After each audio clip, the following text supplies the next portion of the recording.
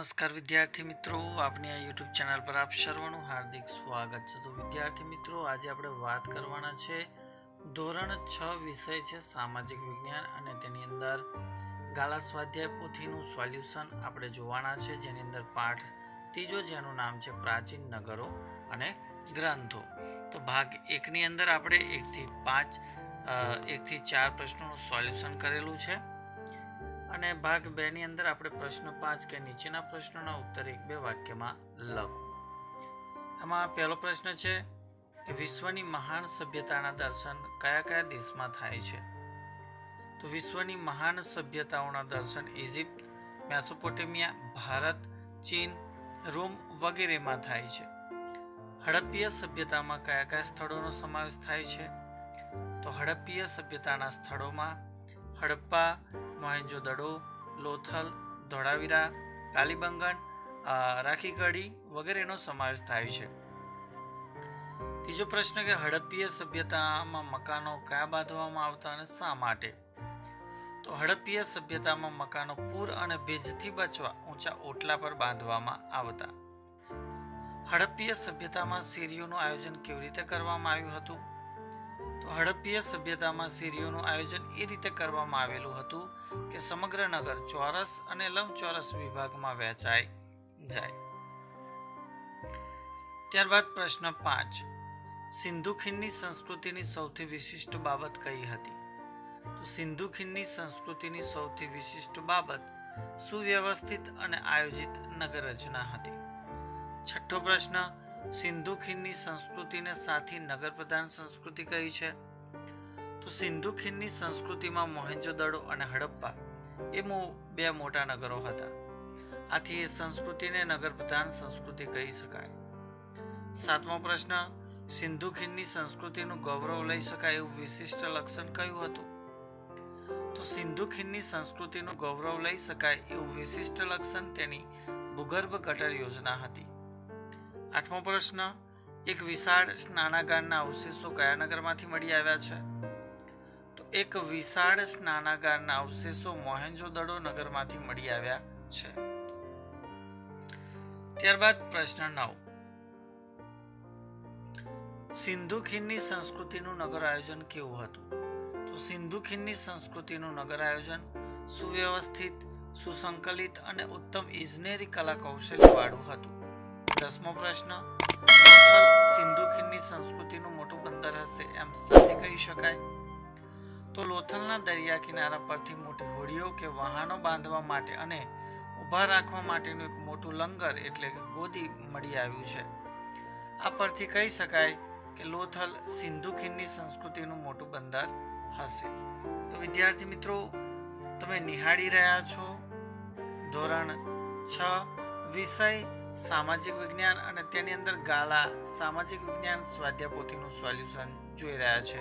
પ્રથમ સત્ર આધારિત પાઠ ત્રીજો છે. એમાં 11મો પ્રશ્ન છે કે પુરાતત્વીય સ્થળ હડપ્પા ક્યાં આવેલું છે? તો પુરાતત્વીય સ્થળ હડપ્પા હાલ પાકિસ્તાનમાં પંજાબ પ્રાંતના મોન્ટગોમરી જિલ્લામાં આવેલું છે. 12મો પ્રશ્ન કે હડપ્પા નગરની મુખ્ય વિશેષતા કઈ હતી? તો હડપ્પા નગરની મુખ્ય વિશેષતા તેના અન્ન ભંડારો છે. અહીં રાવી નદીના કિનારે 12 જેટલા અન્ન ભંડારો મળી આવેલા છે. 13મો પ્રશ્ન કે લોથલમાં બંદરનો કયો પુરાવો મળ્યો છે? તો લોથલમાં ઈંટોનું બનેલું એક માળખું મળી આવ્યું છે. તેને ધક્કો એટલે કે ડોકયાર્ડ માનવામાં આવે છે, જે લોથલ બંદર હોવાનો મુખ્ય પુરાવો ગણાય છે. 14મો પ્રશ્ન છે કે ધોળાવીરા નગરની મુખ્ય વિશેષતા કઈ છે? તો ધોળાવીરા નગરની મુખ્ય વિશેષતા વરસાદના પાણીના સંગ્રહની વ્યવસ્થા અને તેની અંદર આવેલું સ્ટેડિયમ ગણવામાં આવે છે. 15મો પ્રશ્ન કે કયા અવશેષોના આધારે કહી શકાય કે કાલીબંગન હડપ્પીય સભ્યતાનું કૃષિ ક્રાંતિનું મથક છે? તો કાલીબંગનમાં ખેડેલા ખેતરો અને તાંબાના અવશેષો મળી આવેલ છે. એ પુરવાર કરે છે કે કાલીબંગન હડપ્પીય સભ્યતાનું કૃષિ ક્રાંતિનું મુખ્ય મથક હતું. 16મો પ્રશ્ન, સિંધુ ખીણની સભ્યતાનું નગર આયોજન કઈ કઈ બાબતોનું અદ્ભુત પ્રતિબિંબ પાડે છે? તો સિંધુ ખીણની સભ્યતાનું નગર આયોજન તે વખતના શાસક વર્ગની શાસન શક્તિ, ઇજનેરોની બુદ્ધિમત્તા અને કારીગરોની કલાશક્તિનું અદ્ભુત પ્રતિબિંબ પાડે છે. ત્યારબાદ પ્રશ્ન 17 છે કે સિંધુ ખીણની સભ્યતાના લોકોના ખોરાકમાં કઈ વસ્તુઓનો સમાવેશ થતો?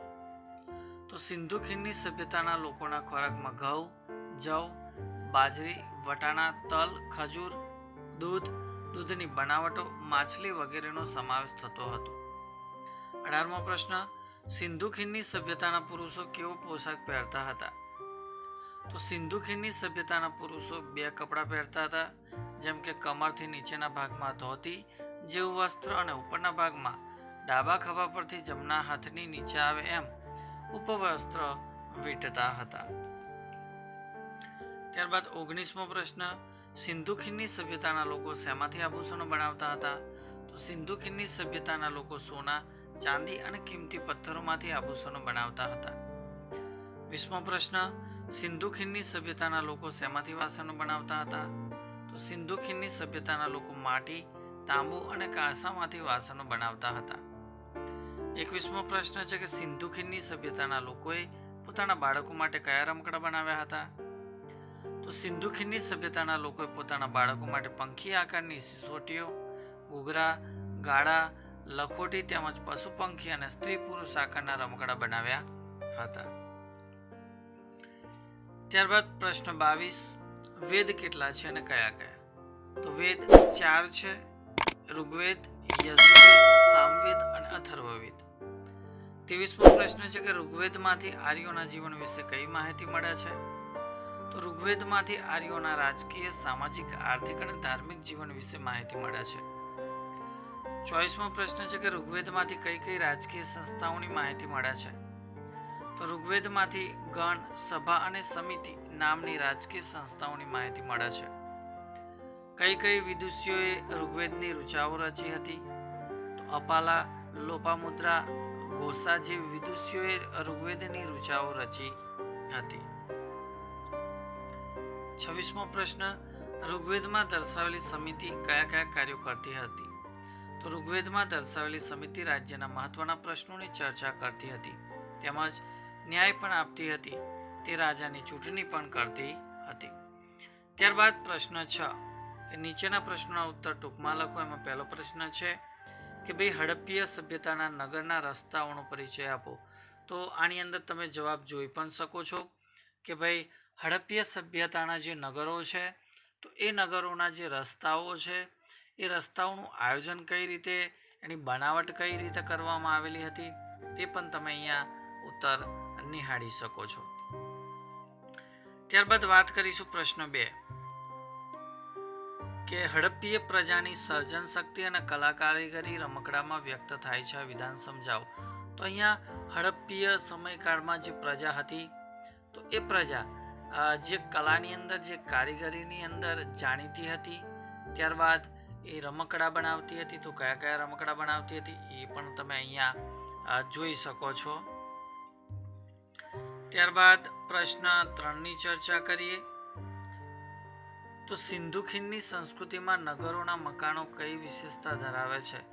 તો ભાઈ સિંધુ ખીણની સંસ્કૃતિના નગરોમાં જે મકાનો છે, તો એની વિશેષતાની વાત કરીએ તો નદીના પૂરથી બચવા માટે લોકો પોતાના મકાનો ઊંચા ઓટલા પર બાંધતા હતા.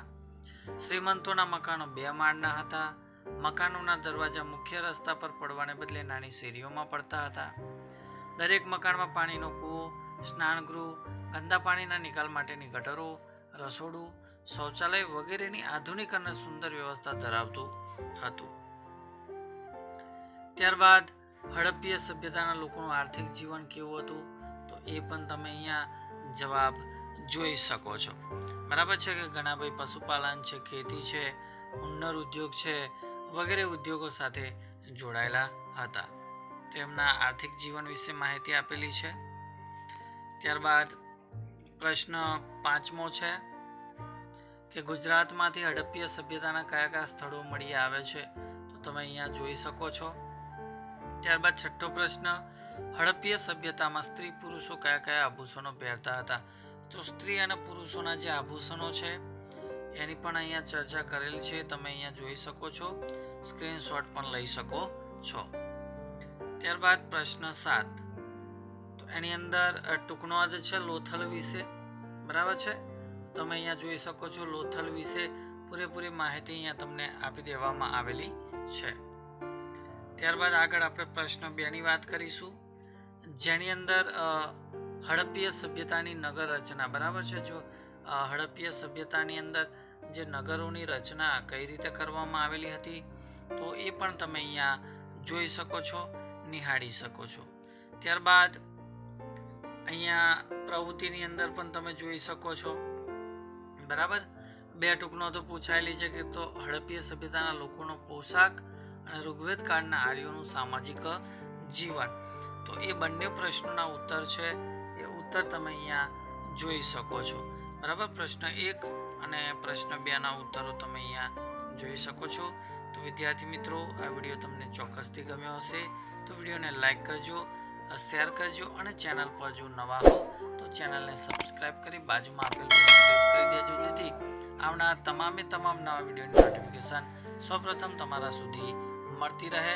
તો આગળના પાઠના જે પ્રશ્નો છે એ પ્રશ્નોનું સોલ્યુશન લઈને મળીશું. ત્યાં સુધી જય હિન્દ, જય ભારત.